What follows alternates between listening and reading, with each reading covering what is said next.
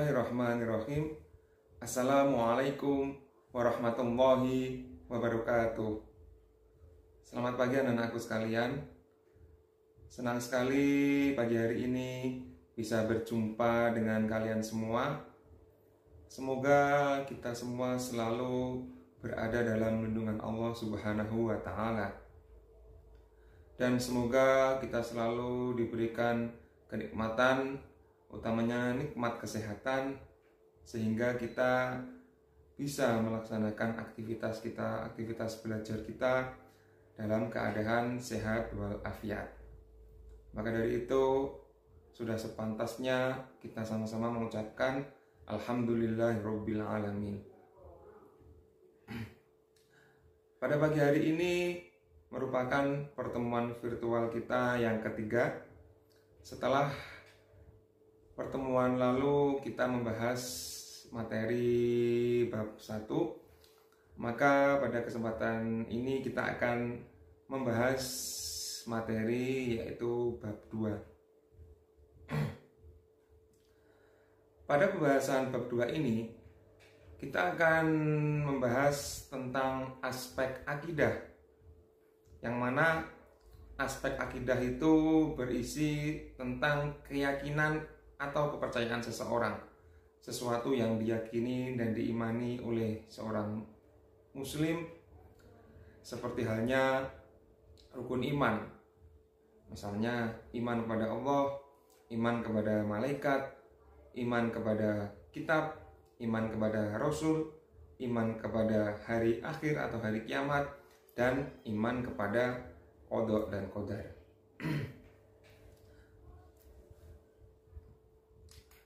Pada pertemuan kali ini kita membahas bab 2 yang berjudul Menapaki Kehidupan yang Benar Bersama Kitabullah. Atau secara garis besar kita akan membahas tentang rukun iman yang ketiga, yaitu iman kepada kitab Allah. Membahas mengenai kitab Allah, Pak Baza yakin anak-anak sekalian sudah pernah mempelajari tentang kitab-kitab Allah di jenjang yang sebelumnya.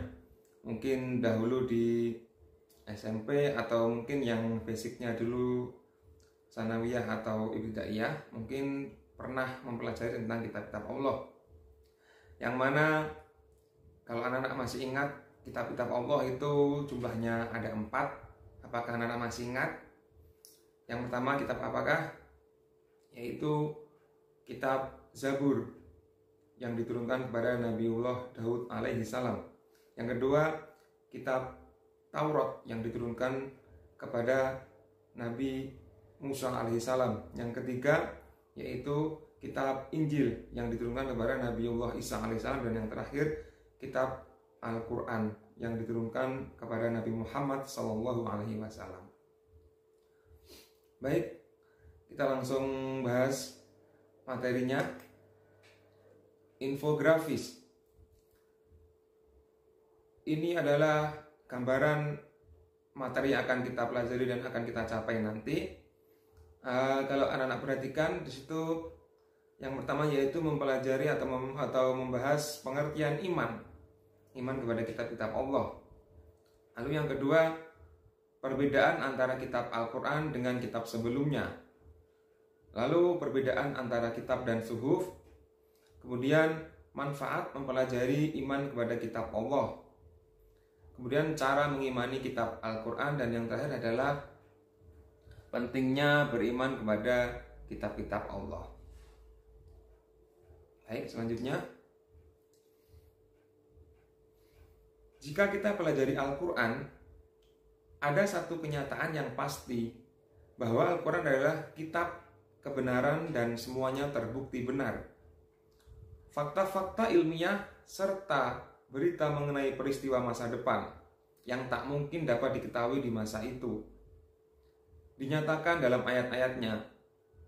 Mustahil informasi tersebut dapat diketahui dengan penguasaan ilmu pengetahuan dan teknologi masa itu.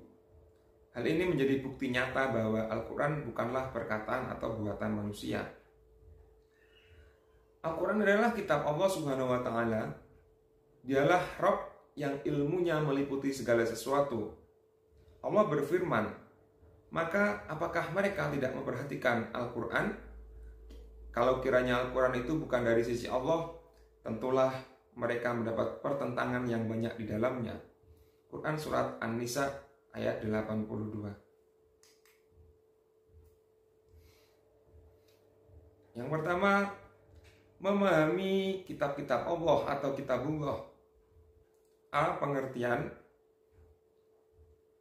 Kitabullah adalah kumpulan wahyu-wahyu Allah Subhanahu wa Ta'ala yang mengandung petunjuk dan kebenaran.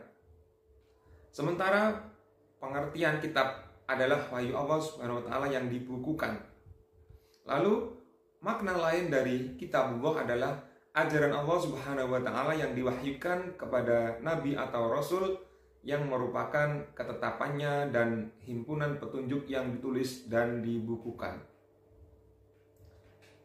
Adapun pengertian iman kepada kitab-kitab Allah adalah meyakini dengan sepenuh hati bahwa Allah Subhanahu wa Ta'ala telah menurunkan kitab-kitabnya kepada para nabi dan rasul agar disampaikan kepada umatnya sebagai pedoman hidup untuk kebahagiaan hidup di dunia dan di akhirat. Jadi pada slide ini ada beberapa pengertian yang harus anak-anak pahami. Yang pertama yaitu pengertian kitabullah atau kitab Allah. Nah, di situ sudah tercetak huruf merah. Kemudian ada pengertian iman kepada kitab Allah. Nah, ini berbeda ya. Jadi anak-anak harus cermat. Yang pertama itu pengertian kitab Allah adalah yang kedua pengertian iman kepada kitab Allah. Jadi ini adalah dua makna yang berbeda. Selanjutnya, minimal ada 3 makna yang berkaitan dengan kewajiban mengimani kitabullah, yaitu meyakini bahwa 1. Allah Subhanahu wa Ta'ala telah menurunkan 4 kitab suci, yakni Zabur, Taurat, Injil, dan Al-Quran. Yang kedua, Al-Quran menjadi kitab suci yang diturunkan terakhir yang membenarkan sebagian ajaran sekaligus sebagai korektor terhadap ajaran kitab suci yang sebelumnya.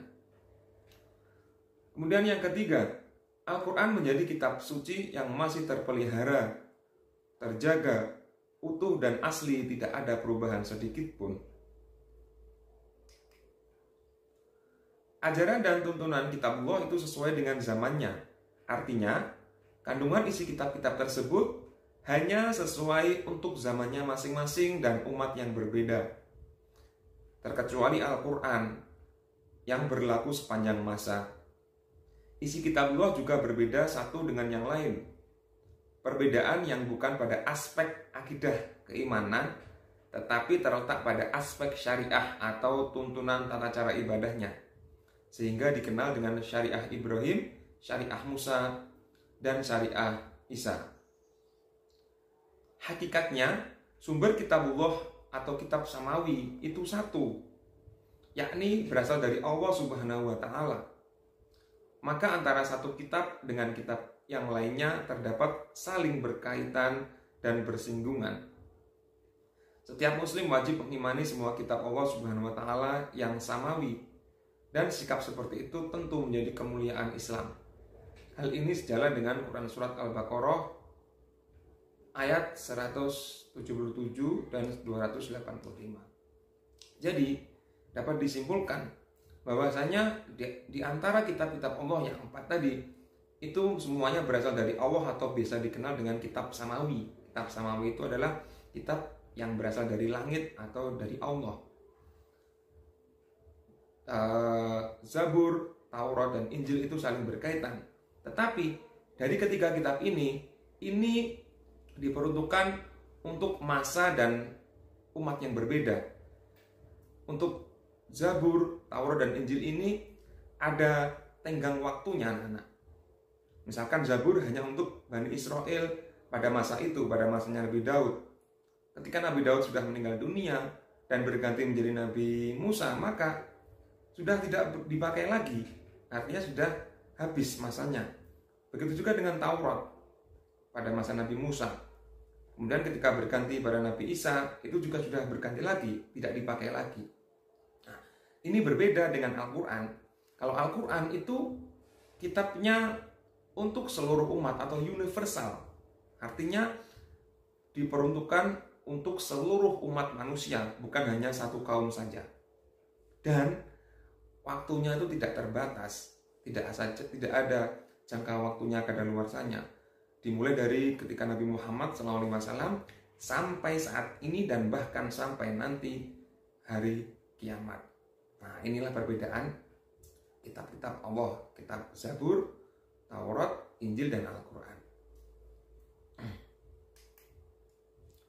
Kemudian yang kedua, hubungan Al-Quran dengan kitab suci yang lainnya. Adapun hubungan Al-Quran dengan kitab suci yang lainnya adalah menjadi saksi kebenaran, asalkan tidak bertentangan dengan isi Al-Quran, dan menjadi tolok ukur atau barometer kebenaran terhadap kitab-kitab sebelumnya. Sebaliknya, Al-Quran juga menjadi saksi atas kesalahannya, sehingga fungsi lain Al-Quran adalah menjadi pemelihara. Kemudian menjadi solusi, menjawab dan menjelaskan perbedaan atau perselisihan yang muncul di antara para penganut agama. Kemudian mengoreksi isi kitab suci sebelumnya yang sudah diubah sendiri oleh pemeluknya dengan berbagai kepentingan duniawi dan oleh manusia yang ingkar. Antara lain, keyakinan tentang Trinitas atau kepercayaan tentang adanya 3 Tuhan.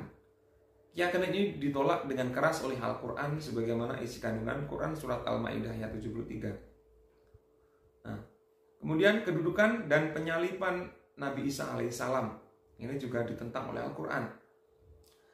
Dari slide ini dapat diambil kesimpulan bahwasanya salah satu hubungan Al-Quran atau bahkan fungsi Al-Quran itu adalah sebagai pengkoreksi atau pembenar kitab-kitab yang sebelumnya.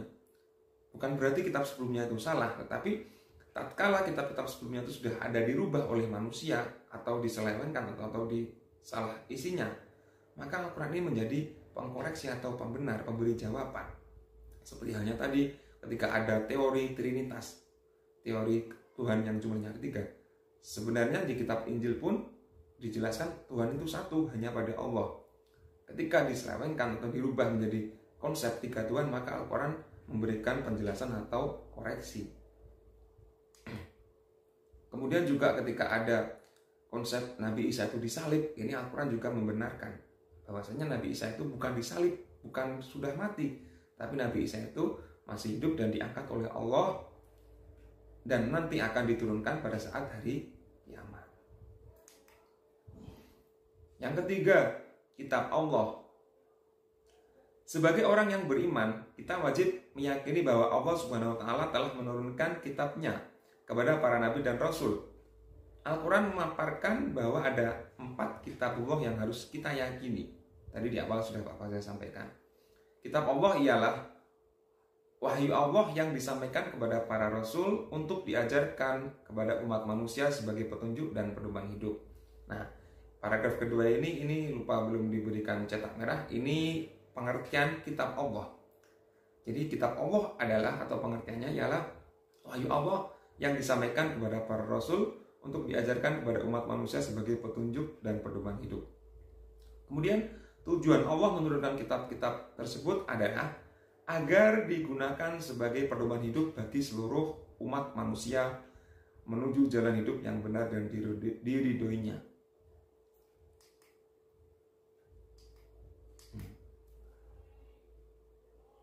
Macam-macam kitab Allah. Yang pertama, Kitabullah Zabur atau kitab Zabur.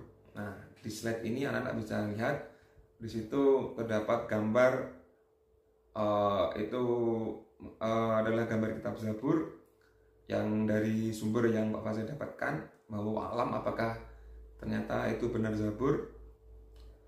Zabur diturunkan kepada Nabi Daud alaihi salam, yang diturunkan menggunakan bahasa Kibti. Jadi bahasanya bahasa Kipti. Kita tidak tahu atau kita belum tahu seperti apa.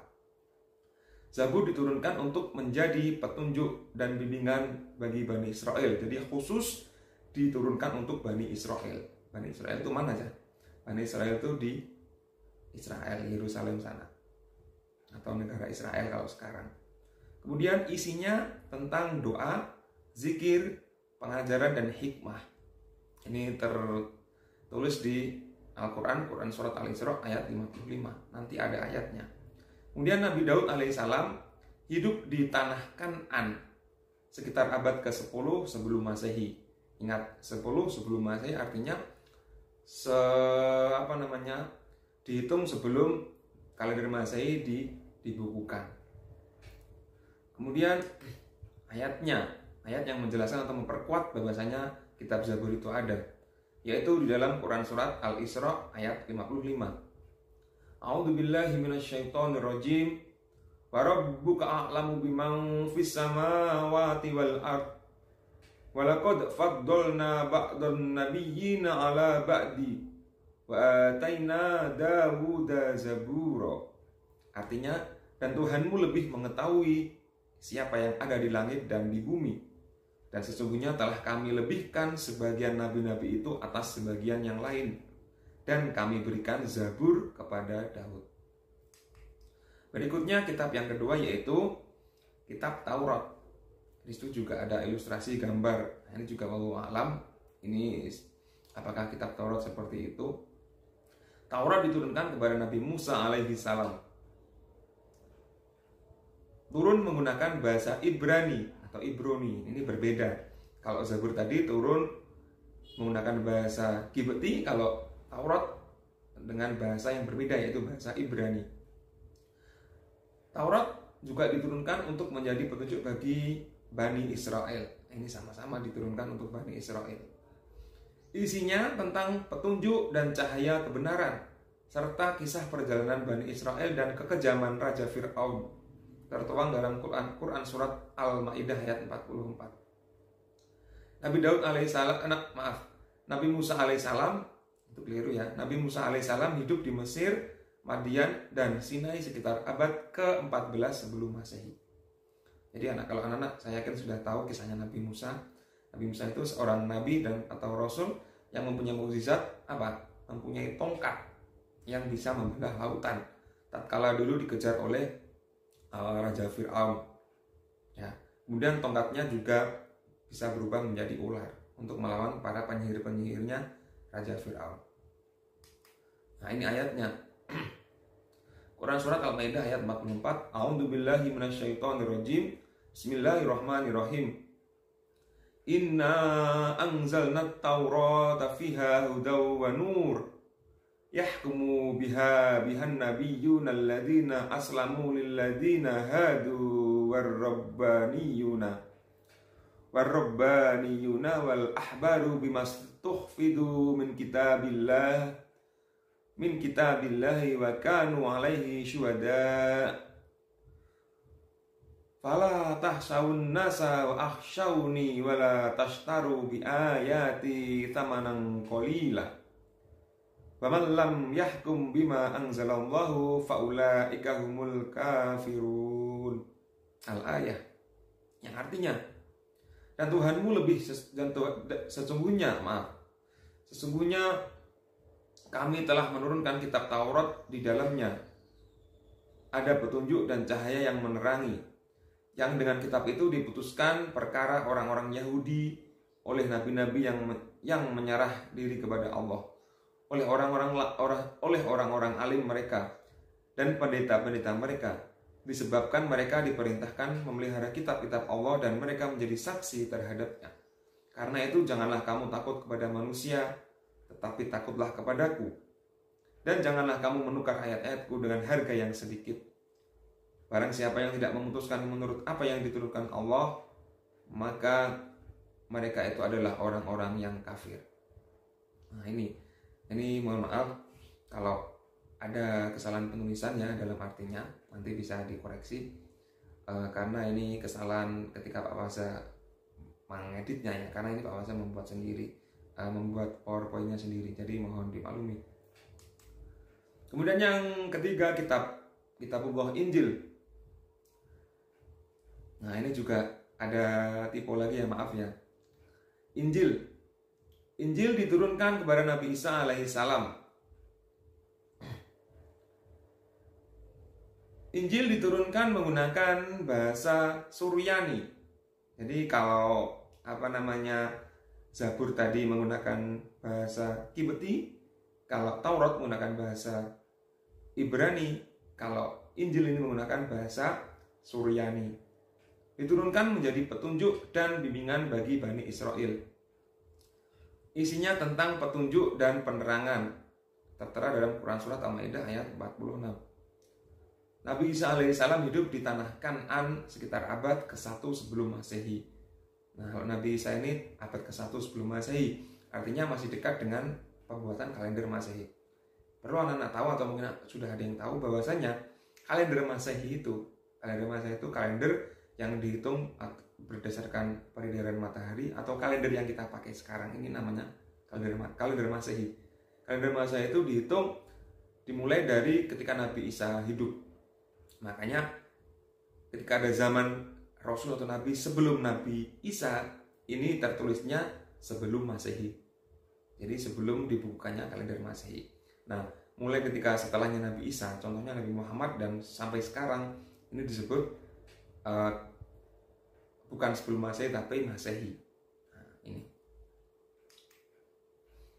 Quran Surat Al-Maidah ayat 46. A'udzubillahi minasyaitonirrajim. Waqaffayna ala atharihim bi'Isa ibn Maryam musaddiqan lima baina yadayhi minat Taurat wa atainahul injila fihi hudaw wa nur wa musaddiqan lima baina yadayhi minat Taurat wa hudaw wa mau'izatan lil muttaqin. Yang artinya, dan kami iringkan jejak mereka nabi-nabi Bani Israel dengan Isa putra Maryam, membenarkan kitab yang sebelumnya, yaitu Taurat, dan kami telah memberikan kepadanya kitab Injil, sedang di dalamnya ada petunjuk dan cahaya yang menerangi, dan membenarkan kitab yang sebelumnya, yaitu kitab Taurat, serta menjadi petunjuk serta pengajaran untuk orang-orang yang bertakwa. Yang keempat, kitab Al-Quran. Nah, ini kitab kita semuanya. Saya yakin anak sudah tahu, sudah pernah melihat, memegang, menyentuh, bahkan membacanya. Ya, keterlaluan kalau kita sebagai orang Islam belum pernah sama sekali melihat atau bahkan memegang Al-Quran, ya. Al-Quran diturunkan kepada Nabi Muhammad SAW. Diturunkan menggunakan bahasa Arab. Nah, ini juga beda lagi. Tadi pada bahasa Kibeti, bahasa Ibrani, bahasa Suryani. Kalau Al-Quran ini menggunakan bahasa Arab. Diturunkan untuk menjadi petunjuk dan bimbingan bagi seluruh umat manusia. Nah, sekali lagi, Al-Quran diturunkan untuk menjadi petunjuk bagi seluruh umat manusia. Jadi universal, tidak hanya untuk Bani Israel saja. Artinya seluruh umat manusia, baik yang muslim, yang non-muslim pun juga boleh membaca, boleh mempelajari, boleh, sah-sah saja. Isinya tentang ajaran-ajaran Allah Subhanahu wa Ta'ala untuk memberi petunjuk, memberi pedoman dan bimbingan yang benar kepada manusia sepanjang masa agar bahagia di dunia dan di akhirat. Ini di Quran Surat Al-Fusilat ayat 41-42. Nabi Muhammad SAW lahir di Mekah tahun 571 Masehi dan wafat di Madinah tahun 632 Masehi. Nah, ini kalau Nabi Muhammad kan tertulisnya Masehi, bukan SM atau sebelum Masehi. Karena apa? Karena Nabi Muhammad lahirnya posisinya setelah Nabi Isa atau setelah kalender Masehi dibuat atau dibukukan. Quran Surat Al-Fusilat ayat 41-42. A'udzubillahi minasyaitonirrajim. Innal ladzina kafaru bidzikri lamma ja'ahum wa innahu lakitabun aziz. La ya'tihil batilu min baini yadayhi wala min khalfihi tanzilum min hakimin hamid. Artinya, sesungguhnya orang-orang yang mengingkari Al-Quran, ketika Al-Quran itu datang kepada mereka itu pasti akan celaka. Dan sesungguhnya Al-Quran itu adalah kitab yang mulia, yang tidak akan didatangi oleh kebatilan, baik dari depan maupun dari belakang, pada masa lalu dan yang akan datang, yang diturunkan dari Tuhan yang maha bijaksana dan maha terpuji. Kemudian yang keempat, Pentingnya beriman kepada kitab Allah. Semua orang ingin sukses dan berhasil. Tetapi tidak semua orang berhasil menggapainya disebabkan tidak menempuh jalan-jalan yang sudah dibentangkan oleh Allah Subhanahu wa taala. Jalan itu adalah agama yang termaktub dalam kitabullah. Namun perhatikan dengan seksama realitas kehidupan saat ini. Tidak banyak manusia yang konsisten mengamalkan agamanya. Akibatnya hidupnya menuai kegagalan dan kesengsaraan. Sebaliknya, keberhasilan dan kesuksesan akan diraihnya asalkan menempuh jalan yang benar, melewati jalan kesungguhan dan cara-cara yang benar. Selanjutnya, supaya fungsi kitabullah dapat dibuktikan dalam kehidupan, kita harus menemukan makna dan mengamalkannya sebagaimana para sahabat dan tabi'in terdahulu yang sudah menerapkan sehingga mencapai zaman keemasan dan kesuksesan yang pada akhirnya dapat kita teladani. Berikut ini ada beberapa teladan para sahabat yang dapat dijadikan contoh, yaitu yang pertama, meyakini dan mengimani secara mendalam aspek akidah yang tertera dalam kitabullah. Aspek akidah itu apa? Aspek tentang keyakinan atau konsep keimanan. Kemudian yang kedua, mematuhi segala perintah dan larangannya serta mempraktikkan dalam kehidupan sehari-hari baik dalam lingkup pribadi maupun bermasyarakat. Kalau ini kaitannya dengan syariat tentang tata cara atau panduan ibadah. Yang ketiga, setiap waktu selalu melakukan muhasabah atau introspeksi diri. Misalnya, setiap kali membaca satu atau beberapa ayat Al-Quran, apakah sudah melaksanakan isi kandungan ayat-ayat tersebut, atau mengabaikan tuntunan dan hak-hak yang terdapat di dalamnya. Kemudian suhuf. Kalau tadi kita membahas kitab pengertiannya, sekarang kita membahas suhuf. Di samping kitab-kitab Allah Subhanahu wa taala, Allah juga menurunkan sohifah atau suhuf kepada beberapa nabi, antara lain kepada Nabi Idris, Nabi Ibrahim alaihissalam, Nabi Musa, yang berisi perumpamaan, ibarat-ibarat dan suri tauladan. Begitulah penjelasan umum tentang kitab-kitab Allah Subhanahu wa taala yang diterangkan dalam Al-Qur'an. Suhuf adalah lembaran-lembaran wahyu Allah yang diturunkan kepada para nabi, zikir dan nasihat-nasihat.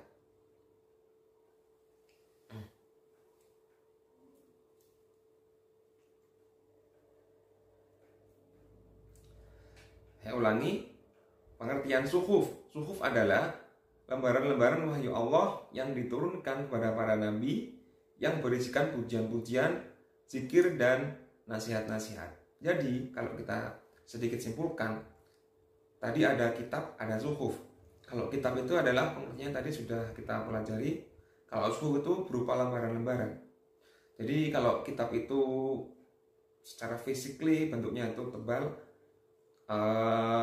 berisi tentang panduan-panduan hidup, berisi tentang akidah, syariat dan sebagainya. Kalau kita analogikan itu seperti semacam buku. Kalau suhuf itu bentuknya semacam lembaran-lembaran, jadi masih berbentuk lembaran-lembaran. Atau kalau kita analogikan itu masih berupa file-file yang belum tercetak dalam satu buku.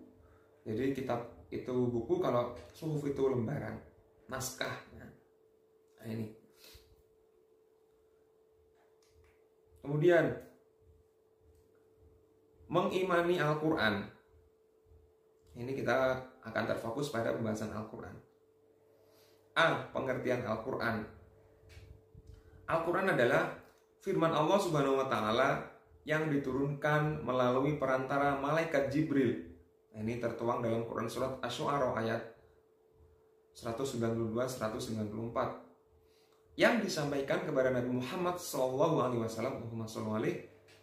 menggunakan bahasa Arab dan membacanya bernilai ibadah untuk dijadikan pedoman hidup manusia agar bahagia baik di dunia maupun di akhirat. Jadi ini jelas pengertian Al-Quran di sini ya. Nanti anak-anak harus pahami.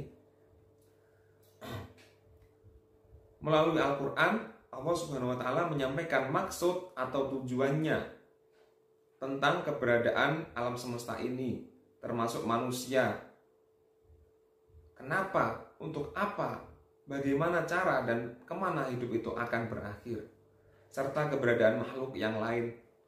Tanpa memahami Al-Quran, kemauannya tidak mungkin diketahui oleh umat manusia.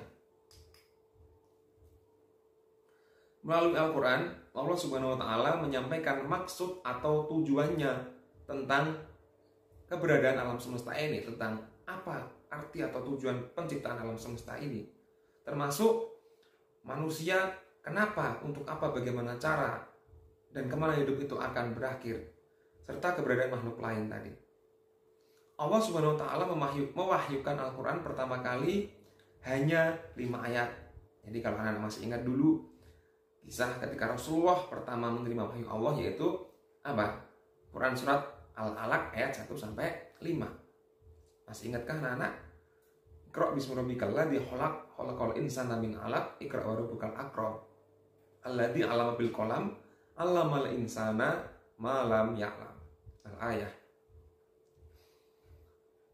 Allah mewahyukan Al-Quran 5 ayat, yaitu Quran Surat Al-Alaq ayat 1-5, saat Nabi Muhammad SAW sedang berhalwat atau menyendiri di Gua Hira di Mekah, yaitu pada tanggal 17 Ramadan. Diturunkan secara bertahap, kurang lebih 23 tahun lamanya. Tepatnya yaitu 22 tahun, 2 bulan, dan 22 hari. Sementara ayat terakhir adalah surat Al-Maidah ayat 3, yaitu saat Rasulullah SAW sedang menunaikan ibadah haji atau wukuf di Arafah tanggal 9 Zulhijjah tahun 623 Masehi. Al-Quran terdiri dari 30 juz, 114 surat, dan 6.236 ayat. Ada pendapat lain yang menyebutkan jumlahnya ada 6.000 ayat, ada pula yang berpendapat 6.666 ayat yang terbagi menjadi ayat-ayat Makkiyah dan Madaniyah. Jadi kalau kita sedikit simpulkan, Al-Quran itu nanti bisa anak-anak garis bawahi. Ayat yang pertama turun yaitu apa? Quran surat Al-Alaq ayat 1-5. Nah ini turun ketika Rasulullah sedang berkhalwat di Gua Hira. Itu ayat pertama. Kemudian ayat yang terakhir turun tadi apa? Quran surat Al-Maidah ayat berapa tadi? Ayat 3. Ketika Rasulullah sedang berhaji, atau tepatnya haji wada, haji perpisahan. Ini ayat pertama dan ayat yang terakhir. Kemudian Al-Quran diturunkan pada tanggal 17 Ramadan. Nah makanya ketika kita di bulan puasa bulan Ramadan itu pada tanggal 17 Ramadan kita peringati sebagai apa? Peristiwa malam nuzulul Quran atau malam turunnya Al-Quran. Kalau orang Jawa mengatakan apa? Nuzulul Quranan. Biasanya itu dibuat untuk apa namanya? Tadarusan khataman ya. Nah, ini memperingati turunnya Al-Quran itu pada tanggal 17 Ramadan. Kemudian periodisasi turunnya Al-Quran. Jadi Al-Quran itu anak-anak harus tahu, tidak serta-merta diturunkan Allah blek langsung 30 juz, tidak lengkap langsung, tapi turunnya Al-Quran itu berangsur-angsur ya anak-anak. Misalkan tadi ayat pertama itu justru bukan surat Al-Fatihah. Anak-anak kan tahunya surat pertama di Al-Quran adalah Al-Fatihah, tetapi justru ayat pertama turun itu bukan Al-Fatihah, tapi surat Al-Alaq ayat 1-5. Dan juga ayat yang terakhir turun bukan apa namanya Al-Ikhlas, tetapi Al-Maidah ayat 3. Nah ini juga dulu turunnya juga berangsur-angsur, kurang lebih 23 tahun, tepatnya 22 tahun, 2 bulan dan 22 hari. Kemudian juga isi Al-Quran itu kita tahu ada 30 juz, ada 114 surat. Nah, Anda bisa cek sendiri nanti. Dan ada ayatnya ini, ada beberapa riwayat, ada yang menyebutkan 6.236, ada yang menyebutkan 6.666. Dan Al-Quran terdiri dari 2 kategori surat. Yang pertama kategori surat Makkiyah atau ayat atau surat yang diturunkan ketika Rasulullah di Mekah. Dan yang kedua surat Madaniyah, surat yang diturunkan tatkala Rasulullah berdakwah di Madinah, sesuai dengan namanya. Makkiyah itu di Mekah, Madaniyah itu di Madinah. Baik, selanjutnya tujuan pokok Al-Quran. Berdasarkan sejarah diturunkannya Al-Quran, ada 3 tujuan pokok. Yang pertama, akidah yang harus diimani oleh manusia yang dikenal dengan 6 rukun iman, termasuk iman kepada Allah Subhanahu wa taala dengan segala sifat-sifatnya, sifat-sifat Allah atau Asmaul Husna, ada 99. Wahyu dan yang berkaitan dengannya antara lain kitab-kitab suci atau tadi isi dari rukun iman tadi, malaikat dan para nabi serta hari akhir. Kemudian yang kedua syariat. Nah, kalau akidah itu berisi tentang keyakinan atau iman, yang kedua isi Al-Quran itu atau tujuannya adalah untuk syariat, mengenai hukum-hukum yang harus diikuti manusia dalam hubungannya dengan Allah, sesama dirinya dan alam sekitar yang dikenal dengan rukun Islam. Maka syariat ini membahas tentang tata cara ibadah baik dengan Allah atau hablum minallah vertikal, dengan sesama manusia hablum minan nas horizontal, dan hablum minal alam atau dengan sesama alam sekitar. Kemudian yang ketiga akhlak, mengenai norma-norma agama, akhlak dan sikap perilaku manusia dalam lingkup pribadi dan bermasyarakat, agar tercipta kehidupan yang harmonis, damai dan sejahtera, yang diwujudkan dalam bentuk gotong royong, memegang teguh amanah, menegakkan kebenaran dan keadilan, serta bertanggung jawab. Kedudukan Al-Quran. Kedudukan Al-Quran adalah yang pertama sebagai wahyu Allah Subhanahu wa taala. Yang kedua sebagai mukjizat Nabi Muhammad SAW yang tak dapat ditiru manusia yang lainnya. Jadi kalau kita flashback, kita tahu para rasul itu mempunyai beberapa mukjizat masing-masing. Contohnya Nabi Musa tadi mempunyai mukjizat apa? Tongkat yang bisa membelah lautan berubah jadi ular. Nabi Ibrahim mukjizatnya tidak mempan dibakar. Nabi Isa bisa menyembuhkan orang mati, menyembuhkan penyakit kusta. Kemudian apa? Kalau Nabi Muhammad ini mukjizatnya apa? Al-Quran. Jadi bukan berupa semacam senjata atau alat, tapi berupa Al-Quran yang justru ini merupakan mukjizat yang tak tertandingi dengan yang lainnya di dunia ini. Yang ketiga sebagai pedoman hidup atau petunjuk hidup bagi setiap muslim dalam menjalani setiap aspek kehidupan agar menggapai kebahagiaan dan kesuksesan. Kemudian keempat sebagai korektor dan penyempurna terhadap kitab-kitab yang sebelumnya. Artinya apa? Bukan berarti kitab-kitab Allah yang sebelumnya itu salah, ada kesalahan, tidak ya, bukan seperti itu. Maksudnya ketika kitab-kitab sebelumnya itu kan sudah dirubah isinya oleh umat-umat terdahulu, maka Al-Quran ini sebagai korektor atau pemberi petunjuk bahwasanya yang benar itu seperti ini. Lalu isi kandungan Al-Quran. Al-Quran diturunkan sebagai pedoman hidup bagi mereka yang ingin mencapai kehidupan bahagia baik di dunia maupun di akhirat. Ajaran Al-Quran begitu luas dan mencakup seluruh aspek kehidupan. Hanya menjadi sayang tidak banyak umat Islam yang mengamalkannya. Akibatnya hidup menjadi gagal, galau dan sengsara. Jangankan mengamalkan ya. Ini realitanya ya, ini faktanya. Zaman sekarang ini sudah banyak orang yang jauh dari Al-Quran, buru-buru membaca, mungkin memilikinya aja sudah jarang. Jadi kalau bisa anak-anak sekalian jangan sampai melupakan Al-Quran, apalagi tidak punya Al-Quran. Nah ini sungguh keterlaluan. Ini kitab suci kita. Minimal ya kalau bisa setiap hari dibaca, meskipun hanya sedikit, beberapa ayat, atau paling tidak 1 minggu sekali. Nah, kalau sama sekali tidak dibaca ini ya keterlaluan. Alhamdulillah misalnya. Kemudian Al-Quran turun dalam masyarakat yang sudah mengenal baca tulis dan berpikir atau canonical dan critical period. Itulah sebabnya ayat yang pertama turun menyeru manusia untuk membaca, menulis, dan berpikir. Jika dikaji dari garis besar isinya, maka Al-Quran mencakup satu, tadi sudah kita bahas sebenarnya. Isinya Al-Quran adalah tentang akidah atau keimanan. Yang kedua tentang tata cara ibadah atau syariat. Tadi juga kemudian akhlak, contoh-contoh perilaku-perilaku yang terpuji. Dan muamalah ini apa? Tentang hubungan dengan sama manusia, contohnya seperti apa? Koperasi, pinjam meminjam, perbankan dan sebagainya. Dan syariah. Yang keenam tarikh atau sejarah. Nah, ini membahas tentang, atau Al-Quran itu salah satunya berisi tentang sejarah, menceritakan nabi-nabi rasul terdahulu. Makanya banyak kalau anak-anak mempelajari arti dan isi kandungan Al-Quran itu banyak yang mengisahkan kisah-kisah rasul-rasul terdahulu, kisah-kisah umat-umat manusia kekasih Allah terdahulu. Nah, banyak sekali ya. Kemudian tazkir atau peringatan, dan yang kedelapan dasar-dasar atau pengembangan ilmu pengetahuan dan kebudayaan dan peradaban. Kemudian selanjutnya bukti kebenaran Al-Quran.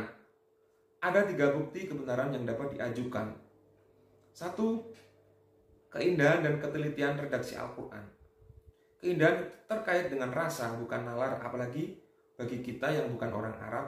Namun ditemukan hal-hal yang menakjubkan, misalnya keseimbangan dan yang serasi antara kata-kata yang digunakan.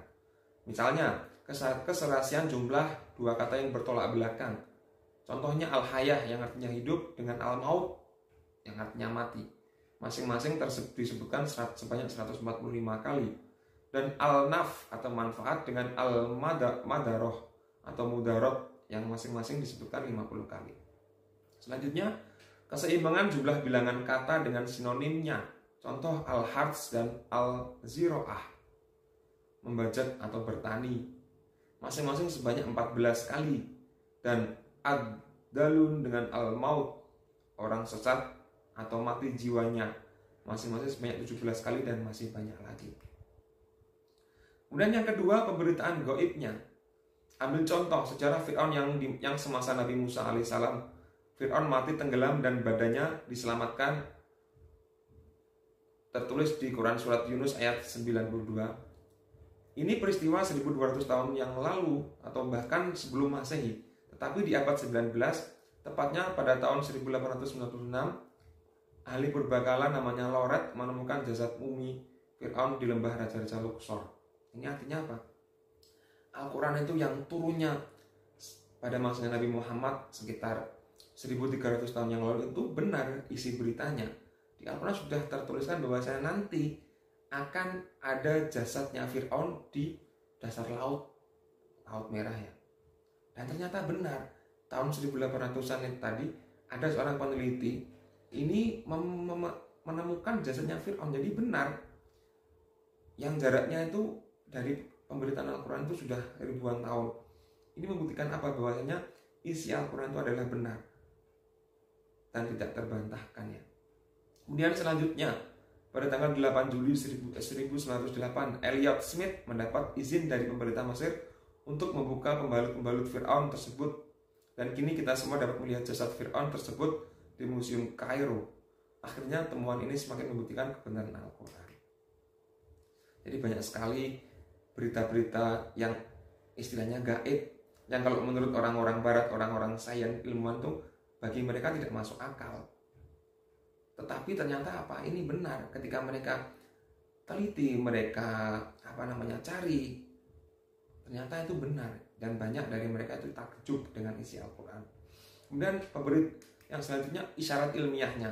Banyak yang dapat dijadikan bukti tentang kebenaran Al-Quran, antara lain teori tentang expanding universe atau kosmos yang mengembang. Ini teori pembentukan alam semesta, teori Big Bang. Ini fisika, ini juga ternyata Al-Quran sudah membahas terlebih dahulu ya. Dan pergerakan bumi mengelilingi matahari, gerakan lapisan-lapisan yang berasal dari perut bumi. Ini juga tentang ilmu-ilmu geologi, ilmu geografi, ilmu kebumian. Ini juga ada di Al-Quran ya, jangan salah. Jadi kalau ditemukannya ilmu geografi, ilmu kebumian ini sebenarnya di Al-Quran sudah ada jauh ribuan tahun yang lalu.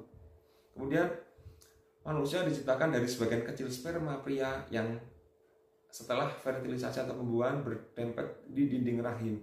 Ini juga teori kelahiran manusia. Manusia terlahir dari sperma yang membuahi ovum. Nah, ini juga di Al-Quran ada lengkap sekali. Nah, jadi sebelum ilmu kedokteran ini, orang-orang dokter-dokter barat ini menemukan teori-teori ini, sebenarnya di Al-Quran sudah ada, bahkan ribuan tahun yang lalu. Yang notabene-nya dulu tidak masuk akal. Dulu belum ada ilmu pengetahuan, belum ada teknologi seperti sekarang ini ya. Nah, terus tujuan diturunkannya Al-Quran. Adapun tujuannya adalah memberi petunjuk keagamaan kepada manusia, mencakup 3 hal pokok, yakni akidah, syariat, dan akhlak. Berikutnya, cara Al-Quran mencapai tujuannya. Berikut ini cara Al-Quran untuk mencapai tujuannya. 1. Mengajak manusia memperhatikan alam semesta agar tumbuh kesadaran bahwa ada pencipta yang memberi bimbingan, sekaligus dengan mempelajarinya akan menemukan rahasia-rahasia yang dapat mempermudah hidupnya. Yang kedua, mengajak manusia untuk memperhatikan jati dirinya sehingga mengetahui sisi kelebihan dan kekurangannya dalam ikhtiar menata hidupnya yang sejalan dengan petunjuk Allah Subhanahu wa taala. Yang ketiga, mengajak memperhatikan sejarah umat manusia terdahulu, kisah-kisah terdahulu, agar apa? Agar dapat menarik pelajaran dari mereka, baik saat menorehkan tinta emas peradaban maupun saat mereka runtuh. Jadi dengan mempelajari Al-Quran, kita bisa mengambil pelajaran kesuksesan zaman keemasan orang-orang terdahulu dan mempelajari kesalahan-kesalahan yang telah diperbuat oleh umat-umat terdahulu. Nah, selesai. Nah, jadi ini ulasan atau pembahasan mengenai iman kepada kitab-kitab Allah. Jadi sebenarnya masih banyak hal yang ingin Pak Faza sampaikan. Kalau misalkan kita bisa pertemuan langsung, ini sebenarnya bisa enak. Kita bisa saling tanya jawab, saling berdiskusi. Tapi berhubung melalui video seperti ini, jadi kita terbatas oleh ruang dan waktu. Jadi nanti kalau ada anak-anak yang belum mengerti, belum paham, nanti bisa tanyakan langsung kepada Pak Faza, bisa bertanya di kolom komentar atau nanti di grup WA kelasnya ya. Jadi semoga Pak Faza berharap anak-anak paham, nanti bisa diputar ulang mungkin videonya, dan nanti untuk penguatan materi ini juga nanti insya Allah akan Pak Faza share di Google Classroom-nya.